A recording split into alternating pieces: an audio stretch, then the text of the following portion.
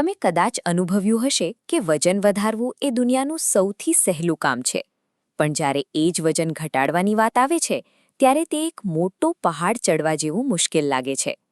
મોંઘા જીમની મેમ્બરશિપ લેવી કે કડક ડાયટ ફોલો કરવું એ દરેક માટે શક્ય નથી હોતું. અને સાચું કહું તો વજન ઘટાડવા માટે માત્ર આ જ રસ્તાઓ જરૂરી નથી. જો તમે તમારા રોજિંદા જીવનમાં માત્ર 3 સરળ આદતોનો સમાવેશ કરો તો તમે થોડા જ અઠવાડિયામાં તમારા વજનમાં સ્પષ્ટ સકારાત્મક ફેરફાર જોઈ શકશો.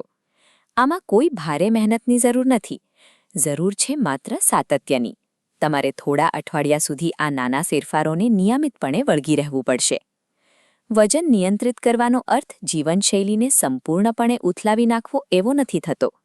તમારી વર્તમાન દિનચર્યામાં જ કેટલીક નાની શારીરિક પ્રવૃત્તિઓ ઉમેરવાથી શરીરની વધારાની ચરબી આપોઆપ ઓછી થવા લાગે છે. ઓફિસ જવાની ઉતાવળ અને વ્યસ્ત શેડ્યુલને કારણે કસરત માટે સમય ન મળવો એ વજન વધવા પાછળનું સૌથી સામાન્ય કારણ છે. અહીં આવે છે આપણું સ્ટેપ 1. તમારી ઓફિસ કે અપાર્ટમેન્ટમાં પહોંચવા માટે લિફ્ટનો ઉપયોગ કરવાને બદલે નિયમિતપણે સીડી પસંદ કરો. સીડી ચડતી વખતે તમારા પગ અને કોરના સૌથી મોટા સ્નાયુઓ સતત મહેનત કરે છે. આ પ્રવૃત્તિથી હૃદયના ધબકારા વધે છે અને શરીર જમા થયેલી ઊર્જાનો ઉપયોગ કરવા પ્રેરાય છે, જે સમય જતાં ચરબી ઘટાડવામાં અસરકારક સાબિત થાય છે. લિફ્ટની રાહ જોવામાં અને તેમાં ઊભા રહેવામાં જે સમય પસાર થાય છે તે સંપૂર્ણપણે નિષ્ક્રિય હોય છે. તેની સરખામણીમાં એ જ સમયમાં સીડી ચડવાથી શરીર તરત જ સક્રિય બની જાય છે. આ આદત તમારા દિવસનો કોઈ અલગ સમય માંગતી નથી. તમે તમારા રોજિંદા કામના ભાગરૂપે મુસાફરી કરતાં જ કસરત કરી લો છો.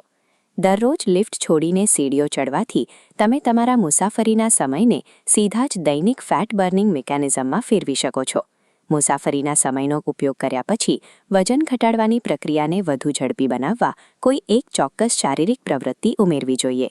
આ છે આપણું સ્ટેપ 2, સ્વિમિંગ. ઘણા લોકો માને છે કે તરવું એ માત્ર જોગિંગ જેવી એક સામાન્ય કાર્ડિયો કસરત છે, પરંતુ પાણીમાં શરીર તદ્દન અલગ રીતે કામ કરે છે. આ ડાયાગ્રામમાં જોશો તેમ પાણીનો અવરોધ આખા શરીર પર દબાણ બનાવે છે. તરતી વખતે તમારા કોર, હાથ અને પગના તમામ સ્નાયુઓને એકસાથે કામ કરવાની ફરજ પડે છે. આ સંપૂર્ણ શારીરિક શ્રમ શરીરના મેટાબોલિઝમને ઝડપથી વધારે છે. મેટાબોલિઝમમાં થયેલો આ વધારો તરત જ પૂરો થતો નથી. પૂલમાંથી બહાર આવ્યા પછી કલાકો સુધી તમારું શરીર વધારાની કેલરી બર્ન કરવાનું ચાલુ રાખે છે. શરીરની અંદર થતો આ ફેરફાર વજન ઘટાડવાની સમગ્ર યાત્રાને ઘણી સરળ અને ઝડપી બનાવે છે. સ્વિમિંગથી મળેલી આ હાઈ ઇન્ટેન્સિટી એક્ટિવિટી લાંબા ગાળાના પ્રભાવ પાડે છે. તેનાથી આરામ કરતી વખતે પણ શરીરની કેલરી વાપરવાની ક્ષમતા સામાન્ય કરતાં વધી જાય છે, જેનાથી વજન ઉતારવાનું કામ વધુ ટકાઉ બને છે. આપણે એ વાસ્તવિકતા સમજવી રહી કે દરેક પાસે સ્વિમિંગ પૂલની સુવિધા કે ત્યાં જવાનો સમય અને પૈસા હોતા નથી. જો તમે સ્વિમિંગ ક્લાસમાં જોડાઈ શકતા નથી તો ઘરે જ કરી શકાય તેવું સ્ટેપ 3 અપનાવો, દોરડા કૂદવા એટલે કે સ્કીપિંગ. આ કોઈ કંટાળાજનક વર્કઆઉટ નથી. તમે તમારા બાળપણમાં ક્યારેક તો દોરડા કૂદ્યા જ હશે. બસ હવે એ જ બાળપણની રમતને દરરોજ ફરીથી જીવવાનો સમય છે. આના માટે કોઈ મોટા સાધનોની જરૂર નથી. માત્ર એક સામાન્ય દોરડું અને ઘરમાં કે પાર્કમાં થોડી ખુલ્લી જગ્યા પૂરતી છે.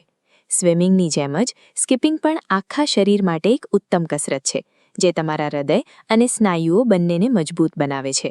દિવસમાં માત્ર થોડી મિનિટો સુધી દોરડા કૂદવાથી ખૂબ જ મોટા પ્રમાણમાં કેલરી બર્ન થાય છે. આનાથી સમય અને જગ્યાના બહાના દૂર થાય છે. તમારી પાસે હંમેશા એક અસરકારક ફેટ બર્નિંગ વર્કઆઉટ કરવાનો વિકલ્પ હાજર રહે છે. તો વજન નિયંત્રિત કરવા માટે આપણી પાસે આ 3 સરળ વિકલ્પો છે: સીડીઓનો ઉપયોગ કરવો, સ્વિમિંગ કરવું અથવા દોરડા કૂદવા. આ ત્રણેય આદતો એકદમ સરળ છે, પણ તે પરિણામ ત્યારે જ આપશે જ્યારે તમે તેને દરરોજ કોઈ પણ ચૂક વિના અનુસરશો.